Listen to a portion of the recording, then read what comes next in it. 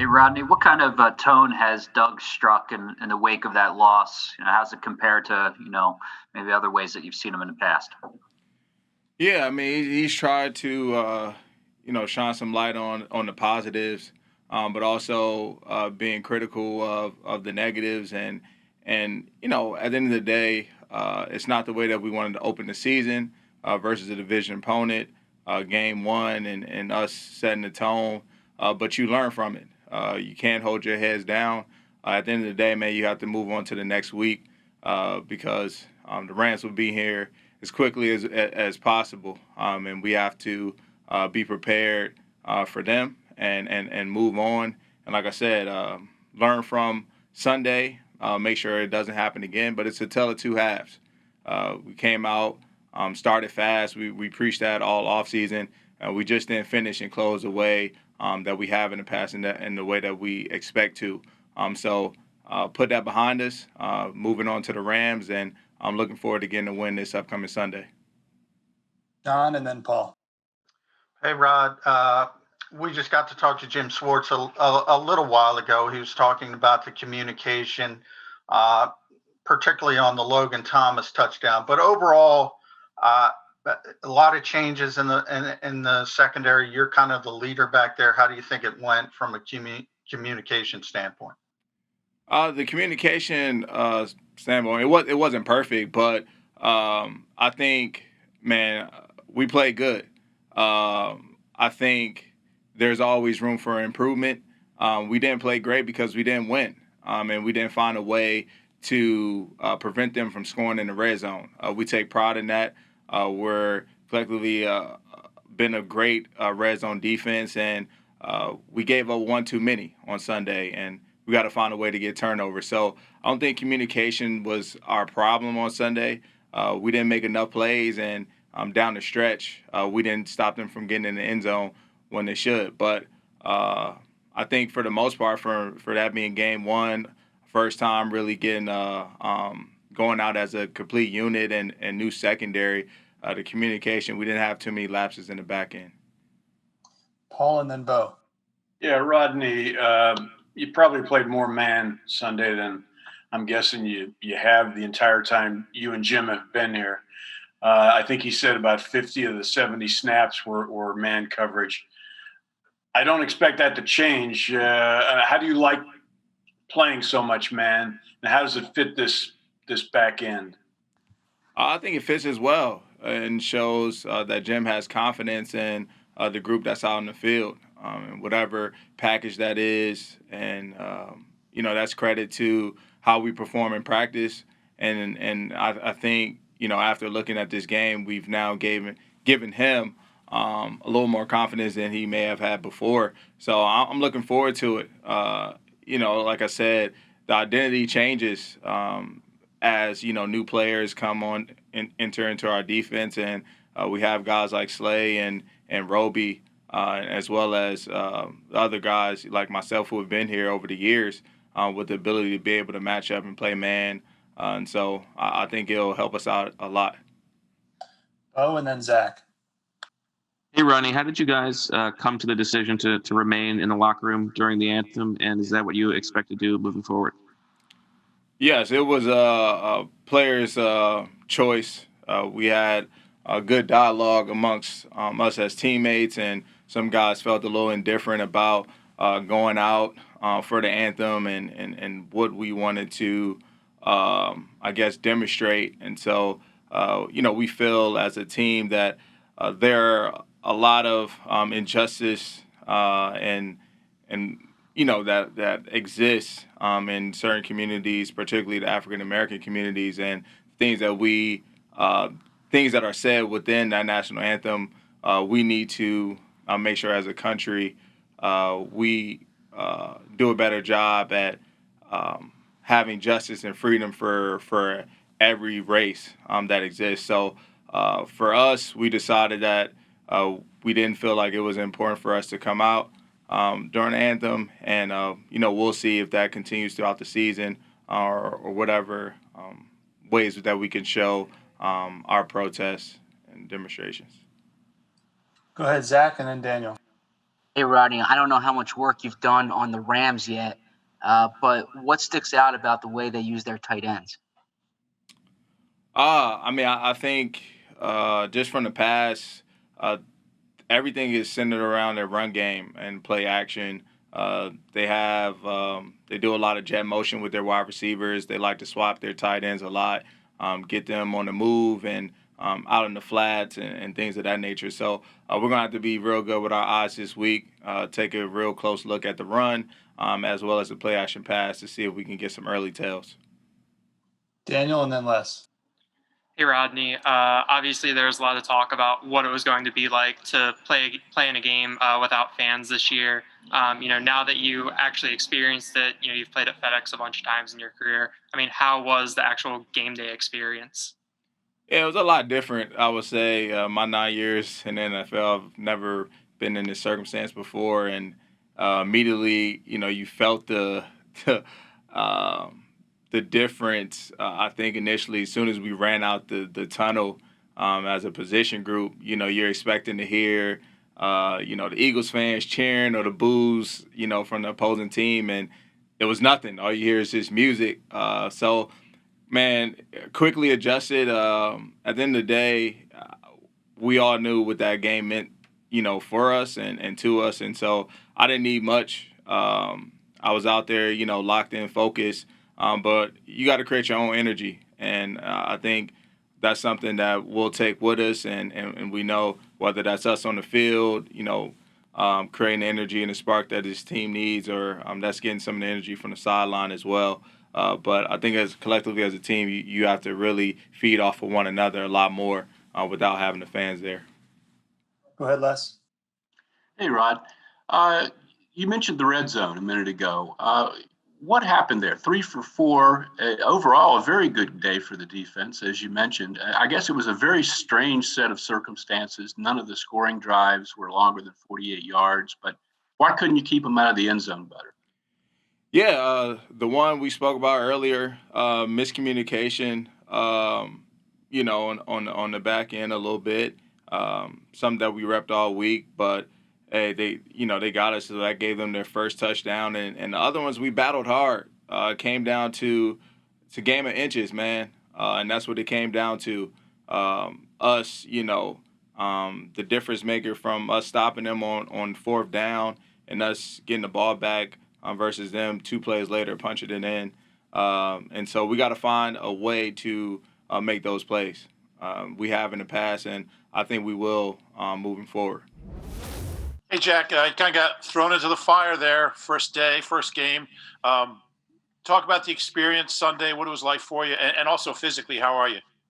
I'm good physically to start, and it's a good experience, first NFL game and whatnot. But, ultimately I thought, I did a few things well, but I need to continue to improve on all aspects of my game. And, unfortunately, it wasn't the outcome we wanted, and, it's frustrating for everyone, and we'll get back to the drawing board and get ready for this weekend.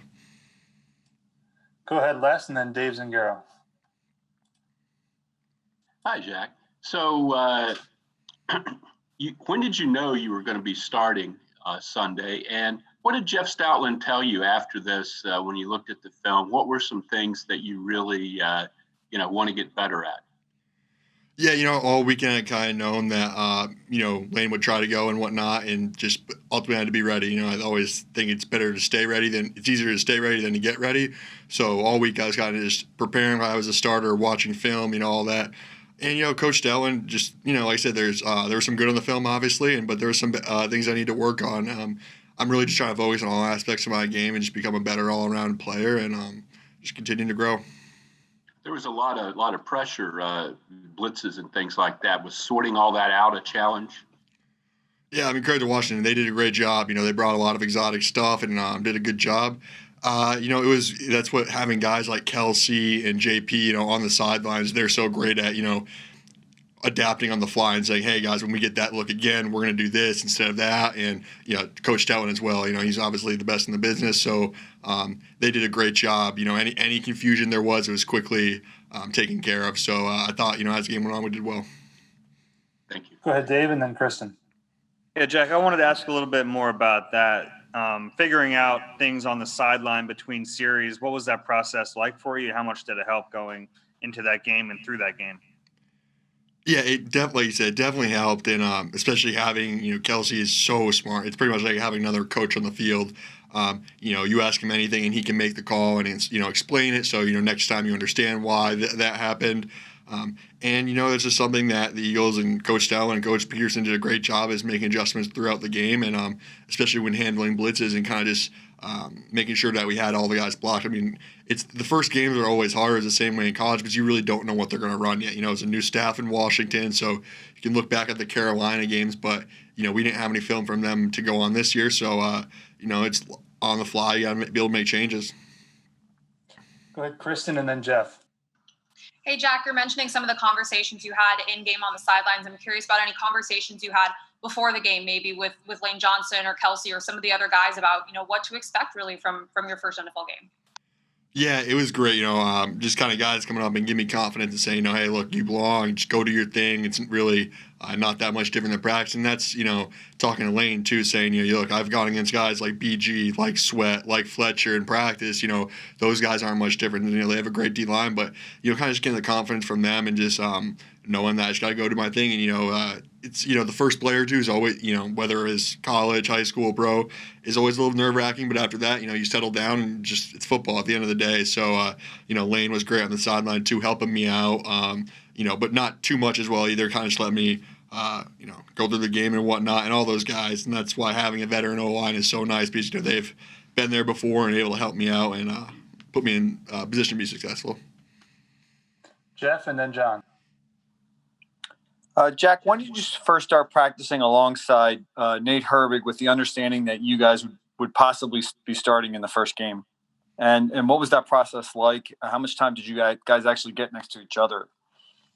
Yeah, just throughout the week, like I said earlier, just knowing that, Lane was going to try to go and that there's a possibility he can't. So, getting some first team reps and just trying to make the most of them when I got him. And, afterwards staying after and, working some stuff with Herbie just because, wasn't getting all the reps and whatnot. So, when I went out there Sunday, I really felt comfortable playing next to him. Nate's a really smart player as well and someone who can identify pressures and is good at making calls and just kind of talking to him throughout the week and just, making sure we're always on the same page and whatnot. So having guys like him and Kelsey kind of next to me helped a lot. Go ahead, John, and then Paul. Hey, Jack.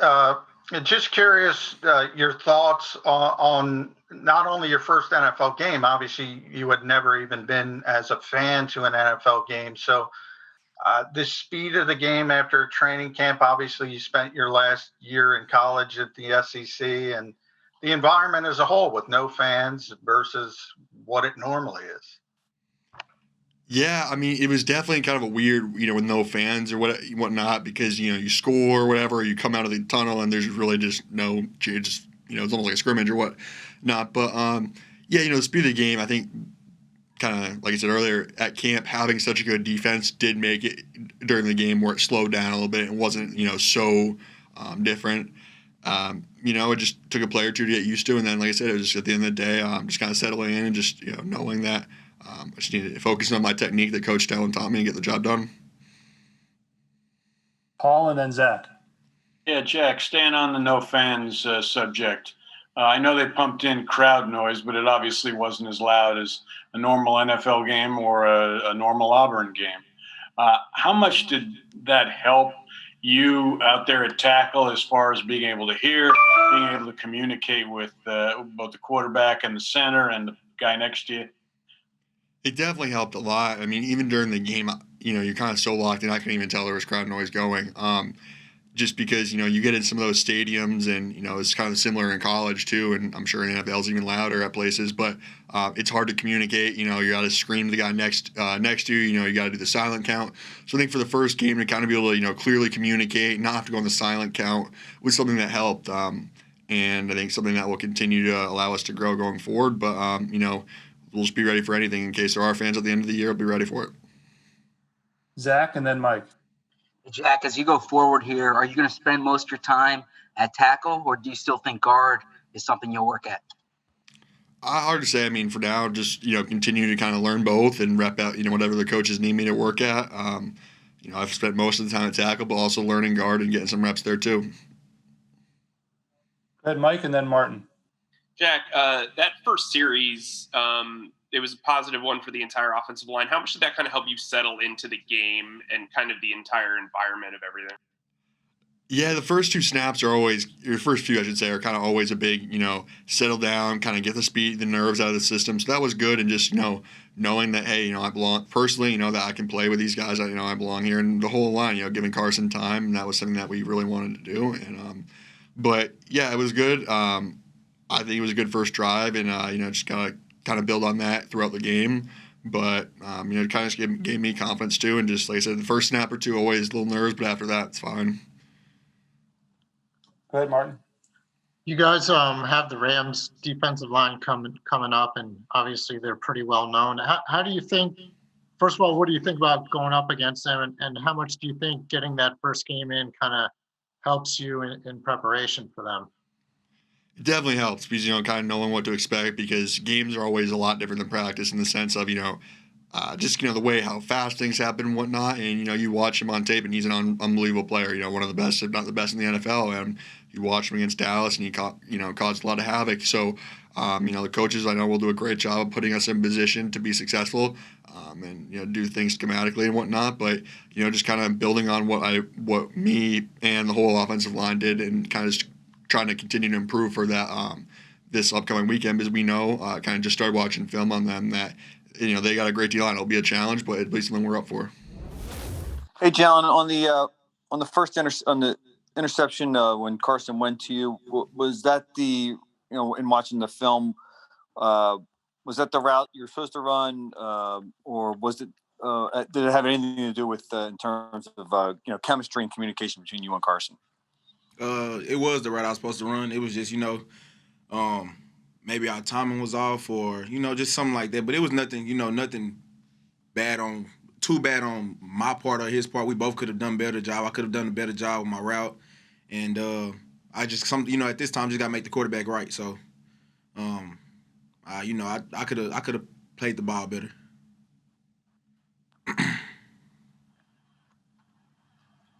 Go ahead, Martin, and then Les. Hey, Jalen, I was wondering just what your first NFL game was kind of like, and how much like not having a preseason might have affected you, and also if you can describe your catch and everything, the 55-yard catch that you had.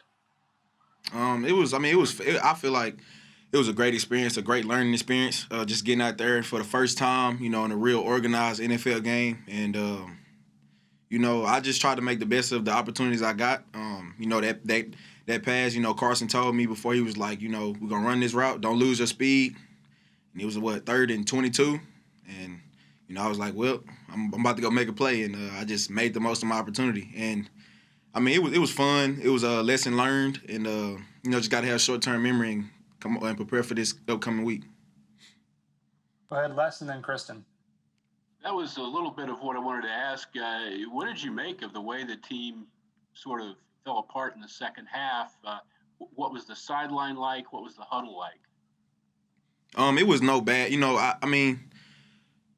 For me being a rookie, seeing it, I'm looking up to those guys. So I'm just moving off everyone's energy. Again, me being a rookie doesn't mean I can't lead. So I was picking the guys up like JJ and stuff like that. Just trying to make sure we keep the morale up. But ultimately, personally, and I'm sure this whole team is, we got to have short-term memory. We can't. It's one game. We can't let one game define us, and we just got to keep moving forward, climb the mountain every day.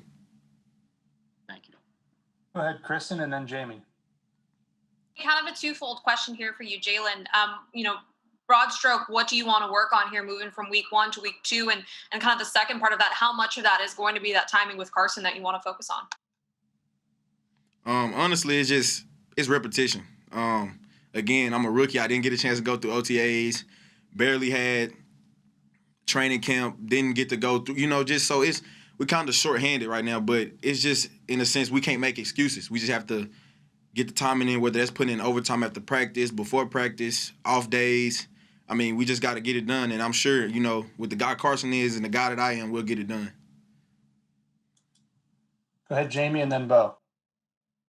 Jalen, how disappointed are you in the outcome of that first game? I mean, I'm sure after the first half, you guys, thought you'd be rolling and getting that first win. And what is the vibe around the team right now? I mean, it was only week one, and surely you guys want to get that one back.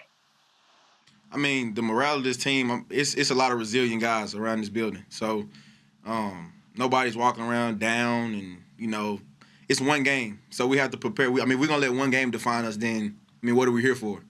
So, I'm glad to be in an organization, a program like this where these guys are very resilient. And like Coach Doug says, we're stronger together. So we can't fall apart. We can't blame each other. We lose as a team. We win as a team. Bo, and then Zach.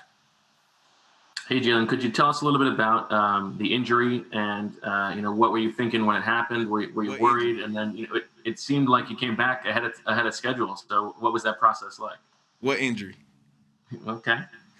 Man, I just credit the training staff getting me prepared for week one. I mean, when I got hurt initially, they told me I would be out 4 weeks. And, I looked at it as a challenge. Like, okay, 4 weeks, all right, we'll see about that. And great training staff, great doctors. And my rehab went great, and I was able to play week one. At what point did you sort of realize that you were going to be able to beat that schedule? The next day. Okay. Zach, and then Tim. Hey, Jalen, what happened on that first punt return, and what needs to be done better going forward? I don't blame nobody but myself. I mean, I could look the ball in. It was just that, just the traffic closer in my lap. And, like Coach Phipps said, he said a few things in the meeting, just, look it in. And, it's other jobs could be done. But ultimately, I'm the returner. It's my responsibility to catch the ball. So, I mean, like I said, I just got to keep catching them, it's repetition. I don't blame nobody. I'm not down about it. It's a reason I'm back there. So, Go ahead, Zach, and then Tim. Or Zach, you already got yours in. Go ahead, Tim. Yeah. Hey, Jalen, you said it was the next day that you knew that you'd be back sooner. Was that from a second opinion? And then what have the doctors told you about playing through that and kind of the risk of re-injury? Nah, it wasn't from the second opinion. It was from me personally. It's mental. I woke up the next morning. I was able to move, do what I could do. And it was all about pain tolerance. Once I got I had my strength. It wasn't loose. It wasn't bothering me. It's about the soreness. So it was just about, they were just telling me, it's about me. Just got to be honest with them, make sure I protect myself. And, the doctors were telling me, we might keep you out week one, depending on how you go. But then, I went out, caught the ball, ran routes, and they were like, you look ready. You look like you ready to play. And I had told them, I was like, when they told me 4 weeks, I looked at it as a challenge. And like I said, I give 100% credit to the training staff and the doctors. And when the doctor looked at me, he was like, you check all the boxes. So, like I said, they were the reason I suited up week one. What'd they say about the risk of re-injury while playing? It's not the risk of re-injury. It's just, it's football. The injuries happen. That's the worst part of the game. So I can't be sitting here worried about the risk of re-injuring. I just got to go out there and give 100% of myself to the Philadelphia Eagles. And that's what I'm going to do. I'm not worried about re-injuring it. And, if that was the case, I wouldn't even play week one. So I'm just going to go out there, let it loose, and whatever happens, happens. Martin, and then Jeff. Hey, Jalen, quite a few of you rookies got in the game. I mean, have you guys talked about, what that experience was like? Especially, it's your first NFL experience. You didn't have a preseason. Did you guys discuss that? And if so, what kind of was the gist of what you talked about? To be honest, about this rookie class, I can say, at the end of the day, I don't discredit the NFL or anything like that, but at the end of the day, it's about playing football. You know what I'm saying? Like, we've been doing this our whole life. It's just a different level. So, the mentality is different. The way you prepare is different. But at the end of the day, we just got to do what got us here. And that's what we talk about. We don't talk about, it being too big or too small, or we just got to stay at a medium.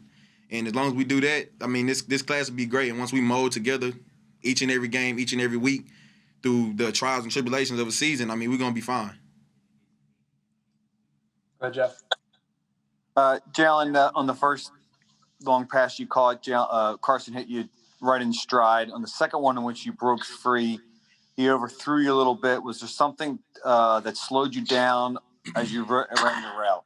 It was me. Instead of digging out, I looked up early, and it was a tad short. So it was a great ball by Carson. I slowed down, and it's little things that matter. So that's what I'll be working on, driving out of the top of my routes, and hopefully it won't happen again. Any other questions? Go ahead, EJ. Hey, Jalen, with how specific and how detailed some of these NFL routes are, and, you mentioned earlier how you didn't have OTAs to work on that stuff. How much are you catching up with stuff like that? Every day. We practice every day, and, we just, after practice, repetition, asking questions, asking Alshon, Deshaun, JJ, Greg, like all the older guys. We just got to use the resources we have, and, it's a lot of great route runners in this league, and we have the ability to watch them all. So, sometimes you got to apply yourself, and like they say, oneself has to, you have to want to get better at what you're doing. And I put the time in behind the scenes, and that's what I'm going to continue to do. Go ahead, Bob, and then Jamie. Yeah, hey, Jalen, before the draft, the Los Angeles Rams, they obviously needed a receiver. Did they show much interest in you, and did you speak with them?